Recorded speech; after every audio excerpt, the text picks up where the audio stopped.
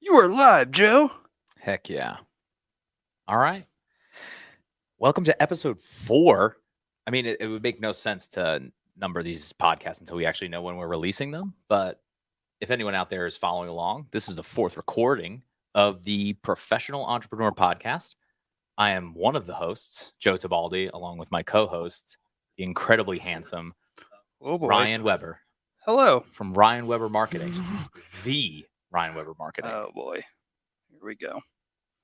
Hello, people. I'm here. We're it's our first time in person. Well, we've recorded in We've person. never met. This is our first time we've ever seen each other. No, it's our I've never first seen time. Ryan. He is huge. This guy is a moose. No, we're recording on we're doing this as a live. When I say live, I mean like my wife is watching and that's about it. Heck yeah. And she might not currently be watching because I just sent her the link. Well, this there I really am. tests that theory, though, right? Yes. That theory of like, well, if only one person listens, then it was all worth it. And now we Correct. already know that someone's going to listen to it. Correct. I am also going to be running a switcher and I'm sweating.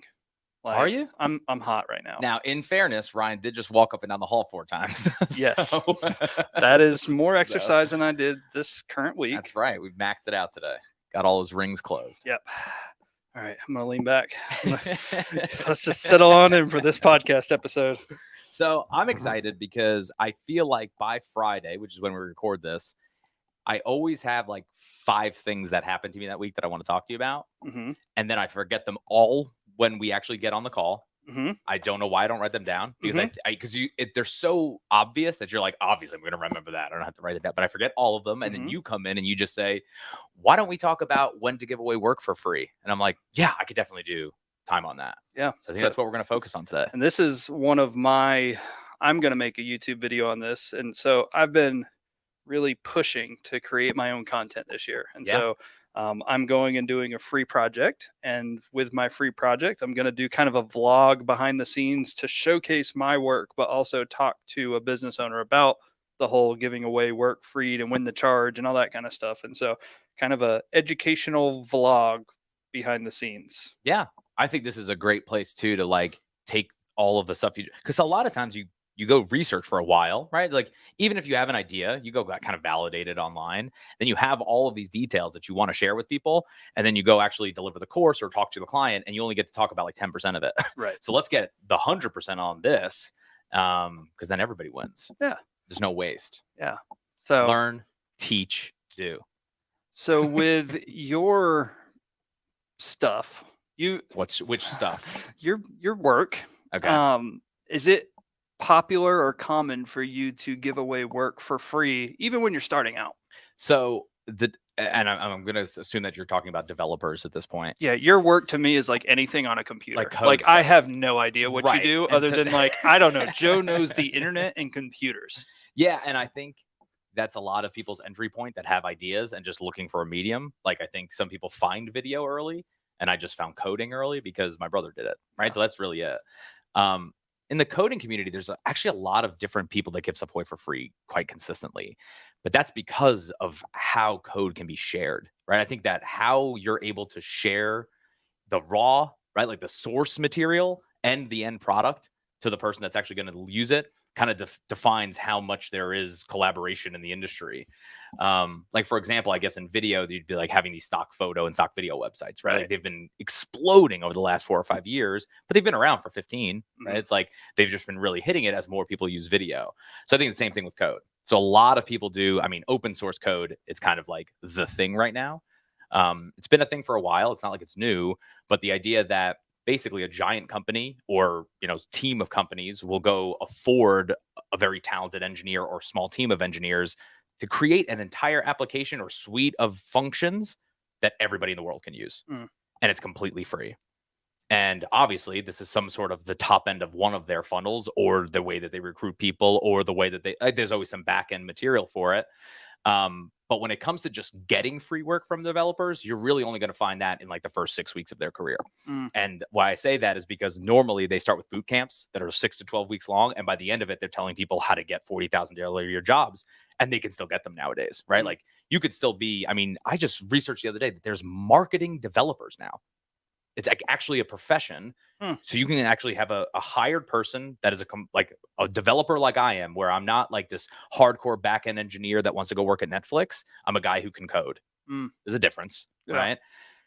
Well, having my skill set allows you to take so many marketing opportunities that the average person would need to go through 3 different outsourced agencies just to get done, right? You got to talk to the branding people, and you got to talk to the video people to get the assets, and then you got to talk to a developer to make it all happen online. So by bringing that dev in-house, not only do you get more stuff, but the entire company benefits from the fact that they have an internal resource that can at least cross over into some IT work. Right. When it comes to independent people, like I haven't given something away for free for a really long time, when it's specifically dev, because because of the cost of maintenance, right? So like when we've talked about this before, when like you give a video away for free, they're getting what they want up front, which is this thing that they think they're going to be able to promote or get more ads or get, whatever, get more leads, whatever this thing is that they want. As soon as they see the video that you gave it to them, they're like, okay, great. Like now I got what I wanted. And they're not going to call you up 3 months later and say, you know what, man, I don't really like that. It's blue in the beginning. It's just not really a thing. Of course, and I'd be like, F you. Right. It was free. Go do whatever you want with it. And most people do feel that way. Yeah. I feel like with code, if it's functional, like if there's a function of it, like if maybe it's a form and that form needs to be sent somewhere, when that breaks, like you're kind of the only person that can fix it. Yes, somebody else can, but that's a huge thing in the dev world, right? Like you don't want someone else's headache. The easiest way for me to say no to you, which you learned last week, is to tell me you want me to take somebody else's work and then bring it to a new platform. I'm like, nah, I could do my own stuff, but taking somebody else's work is trying to unravel their brain. So to answer the question more succinctly, I don't really give away a lot of free work in the dev space, but it's also because you contribute to larger communities. You add to Stack Overflow, which is a site where people go when they can't solve a coding problem. And it just gives you answers to that one coding problem. And then you kind of take it into your own application. So I think in my industry, there's just a ton of people who are already being very collaborative and sharing stuff for free, that the market for giving away free products is almost the same market as people who can just do it themselves. Gotcha. In the video world, it's like everyone does free videos. Right. I can't say everyone.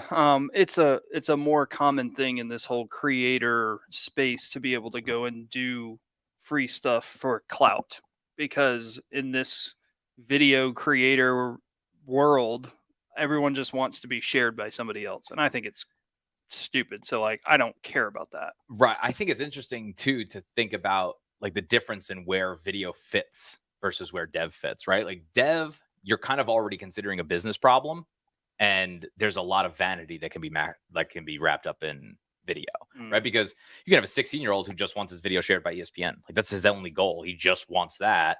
And you're competing with him trying to get ESPN to pay $30,000 for a video. And it's like, there's no actual discernible way necessarily, if they see the end products and like these are both good, why they wouldn't go with the free one, because they can cultivate talent. But it's like, I don't know that if you don't understand your customer well enough to know how to discern, how to make yourself stand out versus a 6-year-old who do it for free, who's just as skilled, which I think is kind of that's like your reputation is figuring out how to create a business structure around these more like kind of typical video projects. And a lot of it has to do with the frictionless, like how frictionless can you make the experience for the other guy? Yeah, no, I mean, I talk all the time about like what makes me different. Backstory.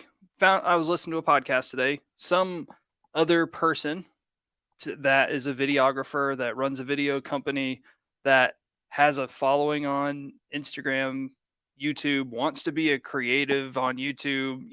They want to do that, but they run a video production company that's growing. And when I actually heard their numbers of how much money they made like half what I do. And like, they consider themselves a videographer, like, right.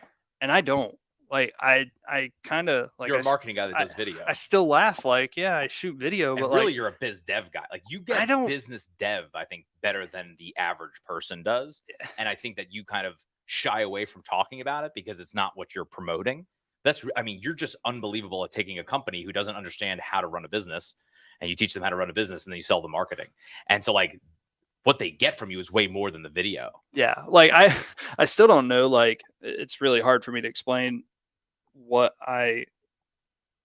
my wife will ask me like, well, what are you passionate about? I'm like, I don't know, just like helping people, helping business owners. But like, I never understand like what I'm good at. Sure. That's really hard for me to be like, yeah, I'm really good at XYZ. I actually need to ask like 10 different people, like, hey, if you were to pay me for the one thing that you think I'm the best at, what would that be? I've never asked that because I don't know what I'm good at. And that's so funny because I'm recording another podcast. So not advice, just perspective. I'm finally coming out with it, which is my podcast I've been talking about for, I don't know, like 2 to 3 years.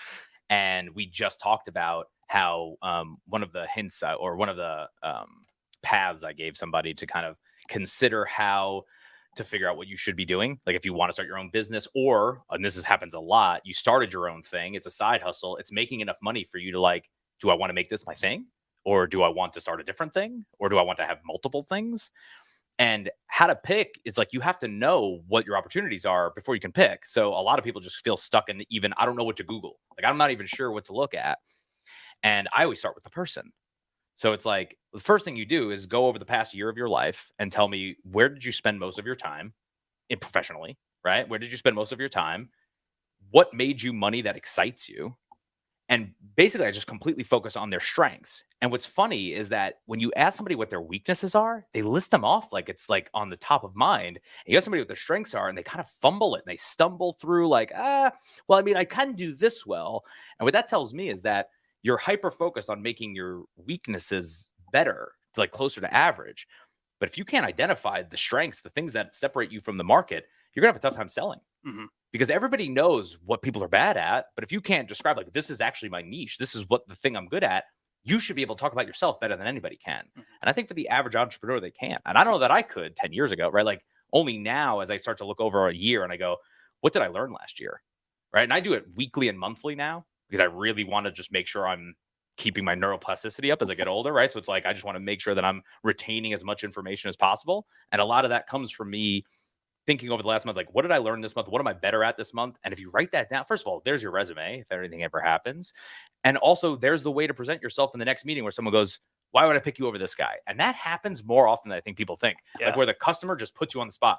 They're like, Yeah. why would I pick you over this other company in town? Why would I pick you over this other person I know? And I think that's where I kind of wanted to get into this whole like, when should you give away work for free?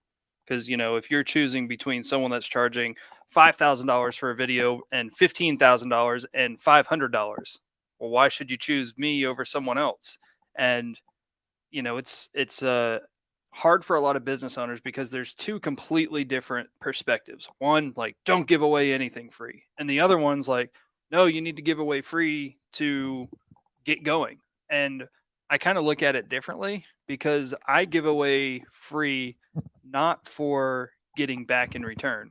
I give away free because my philosophy in business and just life in general is to help first. Like, I'm going to help somebody first before you ever pay me any money. I don't give a shit about you paying me money. I want to help you. And I love that you identified before you said that's a crossover from who you are authentically as a person and your belief in life, and then it's into your business. And in my opinion, you find yourself as a more mature business owner when you do things that are more aligned with who you are as a person, because it becomes easier to defend.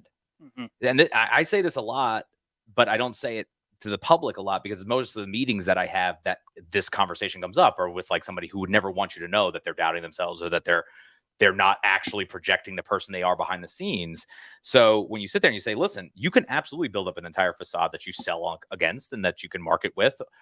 But I find that if you're doing it right, it's mostly just exaggerated traits that you already have and not a complete 180 from who you are.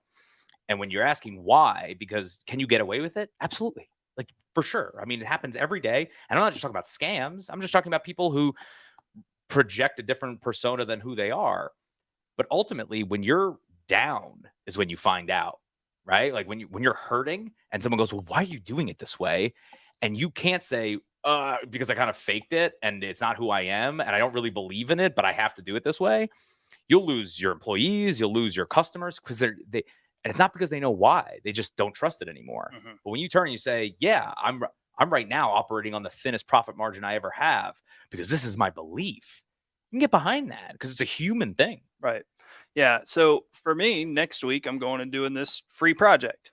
I'm not going to charge them because why and would who's the project with? All right. So I played football in college. I went to Wingate University, small Division II school. We're pretty good. Like we were ranked, I want to say like number 8 last year at Oh one wow. point. So like we're good. We've won the conference championship like 4 or 5 times in the last 10 years. Like we're good.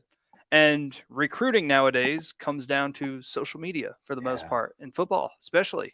And so I want to go over and like I could give them a donation. Like I could write them a check and, here you go, here's some money. What's that going to do? I mean, yeah, they get money, but what if I can create an impact because of what I do with creating content? So I'm going to go over and I'm going to do kind of 2 or 3 like a mini doc series on their off-season training, getting ready for the season, getting ready for the spring game, going to the spring game and shooting it, like behind the scenes in the locker room, getting ready, then showing a couple plays on the field and then afterwards. That kind of stuff, because I think that's going to make a big impact in recruiting. I think that's going to get people excited about the season and want to come back and watch the players that they just watched behind the scenes for a Division II team that they've never been able to see something like that before. And I think, and you mentioned this to me before we started recording, but I'd like you to repeat it because I really like the essence of it, which is just like you're not doing it, you're not charging just because you can. There's more to it. Like you're not charging because there's a relationship that can form now. There's people who in a way owe you something, even though there's no written IOU, there's no like they're not on the accounts receivable for like when their payments are going to drop, but you kind of just have something out there. First of all, number one, and we'll get to why you specifically did it, but number one, I am a huge believer in karma. Mm-hmm. And I really do believe that there's a lot of business karma that follows people. Mm-hmm. You know, I don't think it's immediate, but I think a lot of times that if you can give back, especially something where you believe in it, it does come back. It may not even come back through them, but those people will talk positively about you for years because you were this video guy who came in and did something that they couldn't have done without you, wouldn't have even thought of without you, and probably didn't have the budget for. Mm-hmm. Truthfully, a lot of these smaller schools, I mean, there's almost no media budget. Right. And like would it be cool for me to go in and say, hey, yeah, it's going to cost you $10,000 for me to come in and do this mini documentary for you guys. Well, now they're down $10,000, hoping that they make it back. Or I could just spend a little bit of time and have fun with my old coaches and a couple guys I played with and get like old teammates excited about football again. And you're not stressed out about it. No. Because at the end of the day, they would feel a little hesitant to be like, hey, this free work that you gave us doesn't hit the quality standards that we're looking for. Now, obviously, you're not going to have those issues anyway, but in reality, you're just a little bit hesitant to complain about free. Right. And so when I go into a free project, especially, it's like, well, what's this going to bring me? You can do projects for profit, which is getting paid, or you can do projects for passion. I'm passionate about football. I like it. I played it in college. I grew up with it. Well, I'm passionate about giving back to my college. This is something that I can do that nobody else on my team in the history of Wing It, unless there's someone else doing that I don't know about, can give back. Yeah. That actually knows what's happening and knows the head coach like the way I do and can actually shoot a video that way. So I want to do it because it's a passion of mine. So it's going to bring me a lot of pleasure to go out and do this, even though I don't get paid. Now I could probably make $10,000 in the time that I'm going to spend out there. But you know what? This for my pleasure is worth more than $10,000. And I think that there's parts in your life and your career where that makes more sense than others, right? So like you're in a spot right now where it's more interesting for you to test different markets and to try working with different people and to expose your own talents and kind of like, and again, I think the passion projects where they really help you is they allow you to hone a skill that you wouldn't get to hone otherwise, right? Mm-hmm. It's almost like an artist that always sells watercolors and he's like, but he loves pencil. He'll do a free pencil work because he wants to try this new medium. And while you've definitely shot sports before, it's just an interesting thing for you to learn more about and build out your portfolio. Life is all about trade-offs. I don't believe in life balance. I believe in life trade-offs, right? Like you pick something and you give up something in return. So in this instance, free is just monetarily free. Right. And so I look at this as another reason to do free is to build out your portfolio and or confidence and or skills, that kind of like practice. Yeah. So for me, this is practice going and working with a college team. Yeah. And I just think it's going to be fun. Now, do I ever want this to be my client? No, I don't want to ever do. I mean, unless someone's going to pay me a whole bunch of money, but like, this is not a target client of mine. This is something that I could be passionate about and be able to go out and give back to college athletics because that's something that I enjoy, but you need to practice it first. And you need to also build out a portfolio. And it might just be something cool that I want to be able to show my kids later to say, like, yeah, I shot this whole football Yeah. documentary thing. And that's just something that I think you get the value of practicing, but also the value of building that portfolio out. And on top of it too, the real byproduct of this is that we know that there's going to be a bunch of parents and relatives out there who love this stuff, right? Like I even mean, even when you're in college, it doesn't matter, right? Like we both played college sports. My parents were my biggest fans and always will be, and every piece of media that had me in it was like, oh my god, it's a gold. so here's the byproduct of it. This is the karma. What's going to happen? Well, we have boosters. We have other business owners that donate. We have other kids that played on the team that haven't seen anything that will now see this because it's probably going to get shared quite a bit, that also own businesses or workplaces and say, oh, well, I didn't know we had a alumni that's Yep. doing this and I see that kind of product. Well, I want to hire them. And I'm not doing it to get that, but every single time I've done something for free, that's happened. Yeah. And I also think that there's times when it makes sense and there's times when it doesn't. And I think that the worst ideas that you could have are ones that are limiting, where you're just like, no, you never give away stuff for free. Well, then you're going to miss out on stuff because some people did and it really worked for them. Oh, no, I always give away stuff for free. Well, you shouldn't always do that. Right. So, like, I think we all love to think that it's either a yes or no, a black or white. There is definitely this kind of spectrum here where if you have good reason to do it, there is a good case for it. If you're using it as an escape, like here's when not to give stuff away for free. I'm afraid to ask for what I'm worth. Right. That's when you should not give away stuff for free. There's this really funny stat, and I've thought about it too. If I ever, if one of my companies makes enough money for me to start becoming an angel, right, to turn around and be like, here's 50K, let me see what happens with it. There's this thought that you can go and find developers and people who build these great products that just are actually nervous about selling them. And some of them will have hundreds of thousands of dollars in revenue. And you literally just go in and you buy the company and you double the price immediately. Just first day, you just double the price. And what you'll normally find out is that you keep the revenue, if not grow it, and you lose some customers and everybody wins. Like now you have a price that's double. And it was just because the founders were just a little too nervous to ask. Yeah. I mean, there's, of course, we can get into imposter syndrome and this notion that, like, you can't actually do the things you're trying to do. But there's another point where it's like the price of the product directly determines the customer, not how much you're going to make. Right. So it's like if I sell something that's $10 a month, there's a customer who's willing to pay $10 a month for it. There are some companies who would never use a tool that's $10 a month. Yeah. You know what I mean? Just because it doesn't make sense for them. They want to use something that's more exclusive. So it's really, where are you going to put the friction in your business? Is it on the front end? Like, is it hard to get in touch with you? Or is it hard to get a meeting with you? Is it hard to do this is friction that you create. Friction can build value. Value can build higher prices. On the flip side, you're going to deal with way less people and have a much harder time closing if they have no idea who you are and they have to pay $10,000 to sit in a room with you. So I'm not saying any of this is wrong, but there's definitely wrong times to do it. So I used free a lot at the gym. And to be honest, free was actually my number one marketing strategy when I owned my gym. And what was free? A free bring a friend day. Bring your friend in that doesn't come to the gym and let them try it out. Come on in. Yep. It's free. You don't have to pay a thing. Come on in, get a workout. If you leave and don't like it, cool, no hard feelings, no shirt off my back. I was going to run this class anyway. It cost me $0, zero time, zero effort, more than what I was currently doing. And all I did was have all my people that they talked to their friends about and made it an event. Like they had fun doing these things. They'd bring their friends in, and I'd usually get 5 or 6 people to sign up. Lifetime value was about 18 months, which is about $3,000 to $4,000. So every single time I did a bring a friend day, I can say I'm probably going to make about $20,000 by doing this. But it was free, and I don't care if anybody signs up because I'm giving back, and someone's going to have a good time with it. Yeah, and again, this is this idea that I love of like regurgitating almost that, like people who just converted, right? Mhm. Because once you convert, right, like once you go from I trust this and I'm going to pay you for something, and you think it works, you become a believer. And once you're a believer, you can bring other people into the group. And a lot of times, small businesses waste a lot of money trying to find new people in a barrel, right? They're just throwing up ads and hoping shit works. And you're just like, do you realize that some of your best advocates are in the walls already? They're already there.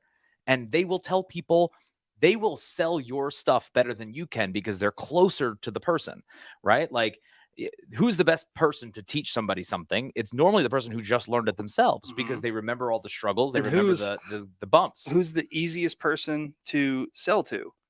The people that you already have. Like, it's so much easier to sell to people that you already have because you don't have to convince them. They already know you. They already trust you. So all you got to do is say, "Hey, do you want this as well to solve this other problem you have?" Yeah. And a lot of times, like the best businesses that I see that can upsell are people who provide value way more than what they're charging for their base price. Like whatever you're coming in at, they're almost breaking even and they're making all of their money and upselling the people who already have trust in them.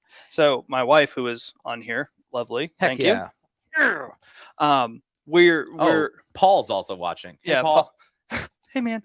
Paul's a video guy. Got it. He also does podcasts like this. But we just kind of went all in, not all in. We're building this out for her law firm of, we call it the "would you like fries with that?" So, you come in, you do your real estate closing. Well, would you also like this estate plan? You're going to need it probably at some point. It gives you the peace of mind knowing that everything's taken care of. We have all your information. All you got to do is check yes, spend no more extra time, just add on $500 and we'll get it done for you. Would you like fries with that?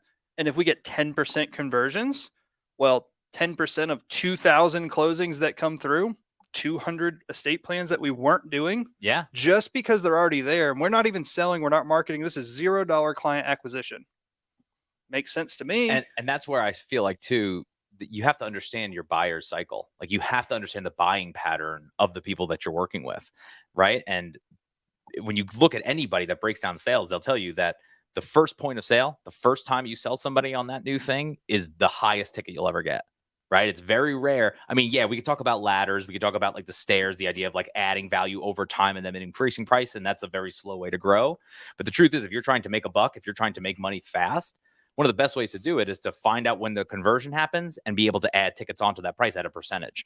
Right. So like cars do it. It's fantastic because once they get you to overcome this idea of you're spending $15,000 or $20,000 or $30,000 or $50,000 on something, suddenly $1,500 is not that much. No.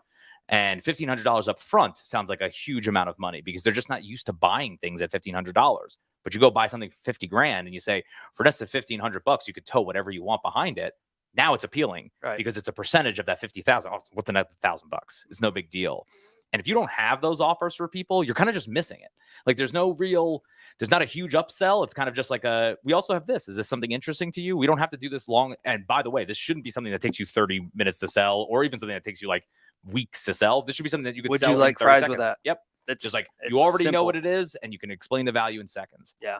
So when you're looking at some sort of pricing model, pricing offering, free options, what are you thinking about when you're talking to other business owners that have a problem? Like, they may come to you and say, I don't know what I should do. How do you say like, oh, this is a free thing that I think you should do? Like, why would you suggest that to somebody? So give me an example. If you give me an example, I can give you a. Let's say a gym comes to you. Hey, they're struggling getting leads. I can't get. I need to get more leads in. We know that's never really the problem, but they just need more people coming in the door. They're not getting enough people in the door, and you suggest something free. How and why would you suggest something free? So just to take one step back before I'm suggesting anything is I'm getting them to realize that having that as an issue is a byproduct of an issue, right? So it's like, I need to figure out what the actual issue is. Because no matter what I can get you more leads. Yeah, sure. Are they quality? I don't know, right? Because I don't know your business well enough. So normally where I start is just like, okay, so let's see. I would take their current client base and I would say, is this the type of people that you normally serve? Like, let's just look at them as a cross section. So we're going to say, okay, we're going to use everybody, what everybody would say to this, right? 24 to 35. Yeah. It's about 50-50, right? They give you no demographic information to work with, right? So I would say, okay, think about somebody that you think represents the perfect customer that you have. What could you give them today that would make them say, oh, thanks, and tell somebody about it? Start there. Super easy tactic. You just literally picture the actual person in your head who you would love if there were 30 of them in every single class. And you say, what could I give this one person that would make them excited? And that could be anything from like a car, right? It doesn't matter what it is. It's more of like the mindset of like a framework to start thinking about how you deliver value. Because what I'm doing is I'm making you focus on the people that matter, not on some offering that you find value in. And that's what a lot of business owners do wrong, is that they find something that they know is valuable but their customer doesn't really understand its true value. So you really have to understand what's valuable to the customer. And from So there, how do you find that? I know what I did, sure. but how would you suggest they find what those people are looking for? So, well, one of the ways is to ask, which I Oh. think people just don't do anymore. Oh my gosh. I So know I did this when I owned the gym. So one of my strategies, every single year I would write down 10 names. It would be the 10 people that I enjoyed working with the most. Just I like these 10 people. I would love to have all of them. And then on the other side of the list, I wrote 10 of the highest paying people. They pay me the most enjoyable. There were a couple names that crossover. Yeah. And so those are the people I said, I want all of them. So I took those 3 or 4 or 2 people out for lunch or coffee or whatever I knew they liked. Hey, you like coffee, you don't drink coffee, so we're going to go out for lunch or whatever. And I just asked them everything about the gym. What do you like? What do you dislike? I want more people just like you. I bet your friends are just like you.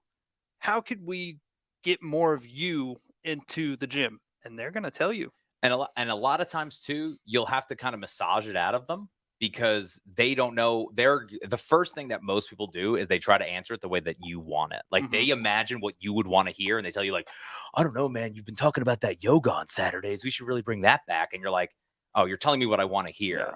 And really, what you want to do is I would even argue that there's probably a lot to be said about finding something that's outside of what your service offering is, right? So if you are a gym, what's another thing that everybody in your gym does, right? Like if they all go out to eat at this one place, if they all go bowling on Fridays, if they all work at the same place, oh my God, that's a great one. I did that. If you find out that 16 of your members all work at the same company in town, you go find out how to host a lunch over there once a week, right? There's a lot of opportunity too that you don't actually have to create something to give. So I'll give an example of that. When I started the SAGL, the Grid League, right? There was very few people who even heard of the sport. And just to give a quick, for people who don't know, Grid was just CrossFit made into a relay race. That's what I was good at. Yeah. So it's like you just focus on what you're good at and you tag somebody else. It was men and women. It was actually really exciting. I still absolutely love it. Yeah. And it's still out there. It's still out there. You go follow the Florida Grid League. But when we were starting out, there was no one that really knew about it. They were just starting to hear about it. And we knew that we had to get like kind of the upper echelon CrossFit athletes to do this because it would only be interesting if people that were good were doing it, right? It would look like really sloppy if people weren't very talented. At that time, every competition was giving away thousands of dollars. And it's like, we had no money. We had $500 investment. And we're like, okay, so what can we do to get new people in the door? So what we did was for free, we took a clipboard and we took a stopwatch and we went to CrossFit events. And we would go, and both of us had played sports in college. So he was a football player and I was a baseball player. And we just thought to ourselves, like, how did we get recruited, right? Because that was a huge part of college sports is getting recruited. Yep. So we would go and we would sit in the stands or we would stand with the crowd and we would take fake notes and we would have the stopwatch out during these different events where like the elite athletes were going. And then at the very end, we would walk up to the person who won, only the person who won the event, and say, hey, do you have 2 minutes? We think you might be perfect for this upcoming event we have. Now, what's happening there is not me offering him literally anything. I'm going to go offer him a little bit of lip service. And I don't think it's like slimy because we were trying to build something right for them. And what we know is that athletes have egos. And especially when you just finish an event and you have the adrenaline of like, everybody loves me now. And you get this almost euphoric high when it's over. And we knew that in that moment, they were going to be the most willing to be like, yeah, I'll talk to you because you look official. So we had like shirts and whistles. I mean, we looked the part. And I was like, listen, this is the league we have coming up. Here are the types of events that we do. We just saw you do this. We think you'd be great for a team. We're trying to build up a list of about 500 athletes so that we can go find some coaches to coach you guys. Would you be interested? I just need your name and email address. They all said yes. So here's the best part. You only get one. Then they start following you. And we wouldn't talk to any of them. In fact, during the events, we would go isolate ourselves because that's what real scouts do. They isolate themselves from the audience. They don't want the people who are talking in the audience. They're not the ones. No. It's the people who aren't talking in the audience and left in the first inning. Those were the real recruiters, right? So we would kind of walk away from people. By the end of the tournament or the weekend, whatever it was, I mean, we would have a line around us talking about what we were doing, and they were all signing up. And we would tell them, like, listen, you could sign up. We didn't get to see anywhere. So like there are certain people that are going to get a little bit more attention, but yes, we can absolutely, we built up 1,200 email addresses, just going to events and talking to people. And so it's like, what was the value? What free product did I didn't give them anything. I literally gave them a thought that I knew would make them excited. And then I went back and I took those email addresses and I went on Facebook and I got their best pictures. And I took the top athletes, the one that won everything, and I made them little player cards to show them what it would look like if they were a part of our league. And I put it on a website. I knew 100% of them were going to change at that time their Facebook profile pictures to the pictures that I used. And guess what? Every one of those pictures was branded with our logo. And now what we did was we just took the people that everybody looks up to because they're some of the best in the sport and put our logo on their Facebook page. And this is what I mean by like there was no actual value transfer outside of an opportunity, but we understood our avatar so well that we were able to intercept them in their buying patterns, right? Or in their acting patterns. So most businesses can find a way to do almost nothing and still create value for somebody outside of the service that they're offering. Right. I think that was pretty good for today. I mean, we're trying to stay right around 30 minutes. We're at 35 minutes. So Cool. we've got some stuff we need to talk about ourselves with both of our businesses. So we're going to do that off air. Although we should consider putting that behind a paywall, like a Patreon, where it's like we actually talk about the numbers, the things that we're working on, like the actual things, because I don't think that's for everybody. Yeah. I don't think everybody's interested in that. I'm not saying that it's not right. I don't think everybody would be interested in that, but there might be some people that would be, and I would be totally open to talking to them about it. So I'm 100% transparent with anybody that asks me about my business. I don't care. Yeah. Like You're one of the first transparent people that I met. I will tell you every single number and metric and stat about my business because I'm not scared. Well, the other reason so I is don't 'cause have you that. know them. Yeah, well, Which yeah. most business owners don't. But I mean, I don't focus on other people. I don't Yeah. focus on any other people. I just focus on my own business. So like, I know my numbers. I don't care about your numbers. And I'm not scared about you taking my clients because I'm just going to continue focus on my stuff to get better. And so I guess those are the two biggest takeaways from today, right? Number one is there's something free you can offer people to build a relationship, and that matters. Figure out what that is. And number two, find those things in your life that are crossover from your personal life and who you are as a person and how you're implementing those in your business practice, and you'll find yourself a lot more stable in your current job. Yeah, 100%. Cool. This is fun. Yeah, man. Good one. We'll see you guys next time. See you next week.